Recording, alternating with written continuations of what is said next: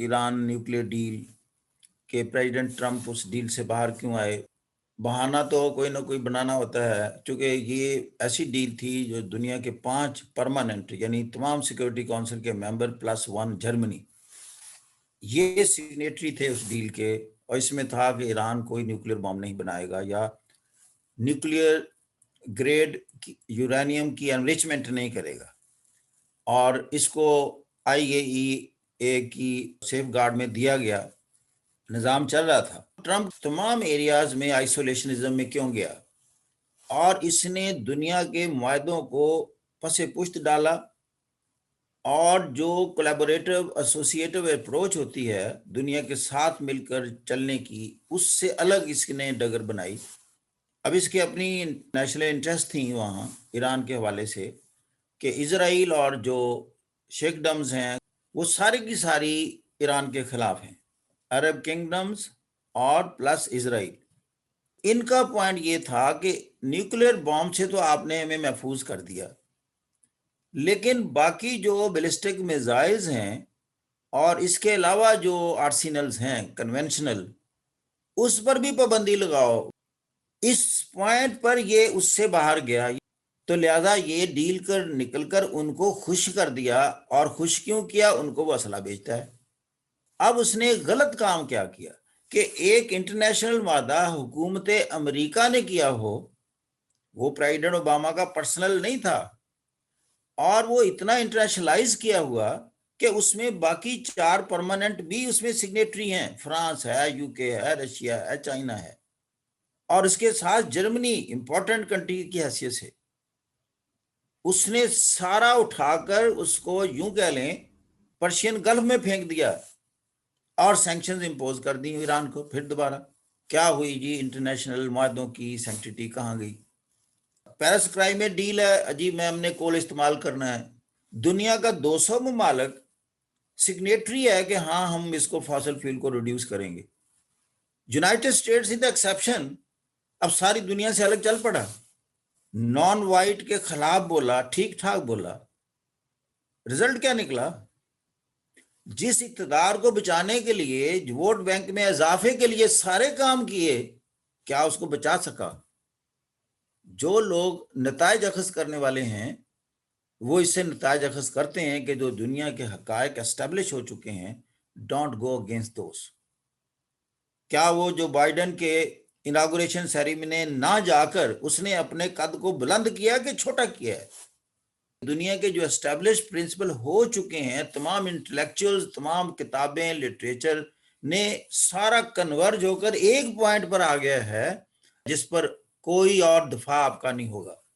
वो पॉइंट क्या है? दुनिया में मेरिट इंसाफ चलेगा, कोई डिस्क्रिमिनेशन नहीं चलेगी किसी भी पॉइंट से, ना रिलीजन के पॉइंट पर, ना आपके जोग्राफियाई खित्ते के तौर पर, ना आपकी जुबान के हवाले से, ना आपके रंग के हवाले से। इस पर मोहर लग चुकी है। ये मोहर वो इतनी पक्की कि कभी वापस नहीं होगी। आप पाकिस्तान का कानून उठा लें, किसी भी मुल्क का उठा लें, बेहतरीन बातें लिखी हुई हैं कि जस्टिस डिलीवर होगा irrespective of any other consideration. ये दुनिया का करेंसी बन गया, रूल बन गया, लॉ बन गया। प्रैक्टिकली नहीं होगा। अभी इंटेलेक्चुअल ने, सही बंदे ने इसी को उठाकर क्रिटिसिज्म करना है, और तमाम आंसर शीटें भरी पड़ी हैं इस वक्त। दुनिया में जितने एग्जाम हो रहे हैं यही सवाल होगा और उसका एक ही आंसर होगा, तमाम किस्म की डिस्क्रिमिनेशन खत्म होनी चाहिए। दूसरा, इस माशरे में, इस इंटरनेशनल माशरे में अगर आपने आगे बढ़ना है, 2 आपके पास झंडे होने चाहिए, 2 झंडे सिर्फ। अगर इसमें एक भी ना हुआ, आप इस दुनिया में डिस्टिंग्विश्ड मुमताज नहीं हो सकते।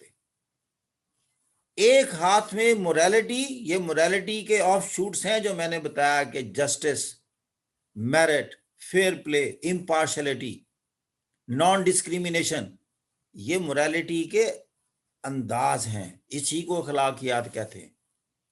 Non exploitation of weaker segments, कमजोर देकर उसको ना दबाना, میرا یہ لگتا ہے، میرے گاؤں کا ہے، میرے علاقے کا ہے، میرے صوبے کا ہے، میرے وطن کا ہے، میرے ملک کا ہے، ساری یہ برائیاں ہیں، برائیاں ہیں۔ کیوں اس بات پر آپ اس کو کسی اور کا حق غصب کرنے کا پوائنٹ سمجھتے ہو کہ he is related to me, he is my friend? ترقی نہیں ہوگی۔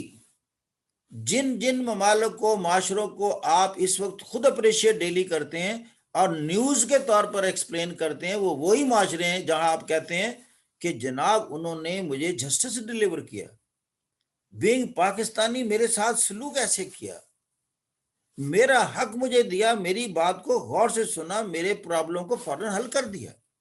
یہ نیوز بنتی ہیں آپ کی۔ اجی ویسٹ میں نے ایسے ہوتے دیکھا ہے۔ ایک میں مورالٹی جھنڈا بتایا، دوسرا ہے سائنس اور ٹیکنالوجی۔ اس لیے کہ اب آپ کے جو ویپن ہیں اس کا تعلق گھوڑے اور تلوار سے نہیں ہے۔ گھوڑا اور تلوار اپنا رنگ انداز بدل چکا ہے۔ اگر آپ کے پاس وہ ڈیٹرنس ہے، پھر مورالٹی اچھی اقتصادیات کی بنیاد رکھے گی، اچھی اقتصادیات اچھی ویپنری کا بنیاد رکھے گی، اور پھر آپ دنیا میں باعزت طور پر جی سکیں گے، رہ سکیں گے۔ جو ملک دنیا میں پیچھے ہے، رسوا ہے اور بیکاری ہے، آنکھیں بند کر کے اعلان کر سکتے ہیں یہ دونوں اقدار میں بہت پیچھے ہے، یہ مورالٹی میں بھی پیچھے ہے، یہ سائنس اور ٹیکنالوجی میں بھی پیچھے ہے۔ مجھے کوئی آر نہیں ہے، کوئی ڈر نہیں ہے یہ کہنے پر 57 اسلامک کنٹری جس کا میں ایک معمولی سا حصہ ہوں، یہ دونوں میں بیکورڈ ترین ہے۔ اور سب سے بڑی برائی، ان کے رہنے والے لوگوں کو شعور تک نہیں ہے کہ ہم بیکورڈ ہیں، کسی فالس پرائیڈ میں جی رہے ہیں۔ ہائے ناکامی وائے ناکامی متائے کارواں جاتا رہا، کارواں کے دل سے احساس زیاں جاتا رہا۔ یہ وہ ممالک ہیں جہاں کوئی اچھا شخص اگر آگے آ جائے تو اس کی ٹانگیں کھینچ کے نیچے کرو۔ انکرپٹ ہے، کرپٹ بندہ لاؤ جو کہ جس کی ویلیو لگ سکے تاکہ ہم خرید سکتے ہیں۔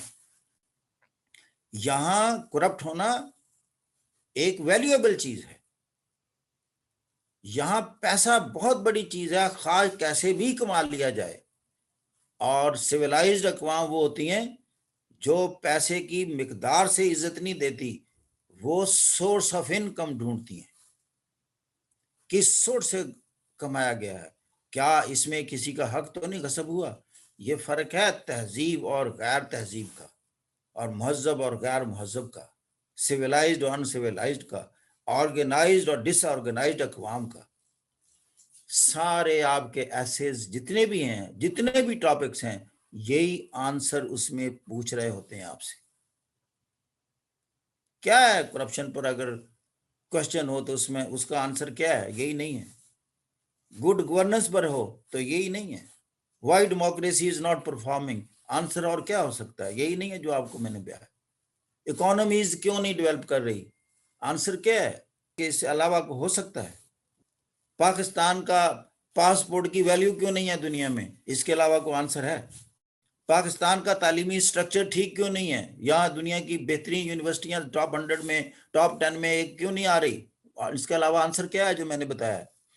میٹرنل ڈیتھ ریٹ ہے، انفینٹ مورٹیلٹی ریٹ ہے، صاف پینے کا پانی نہیں ہے، کیوریبل ڈیزیز سے اموات ہیں۔ جو میں نے باتیں بتائی ہیں اس کے علاوہ آنسر کیا ہے؟ پانی کی اسکیرسٹی ہے، پانی ضائع ہو رہا ہے، انرجی شارٹیج ہے، انرجی کی چوری ہے، وابڈا خسارے میں ہے، پی آئی اے خسارے میں ہے، سٹیل مل پاکستان کا سب سے بڑا پروجیکٹ ہے اور سب سے بڑے لاس میں ہے۔ Answer is the same. There are so many questions but having one answer.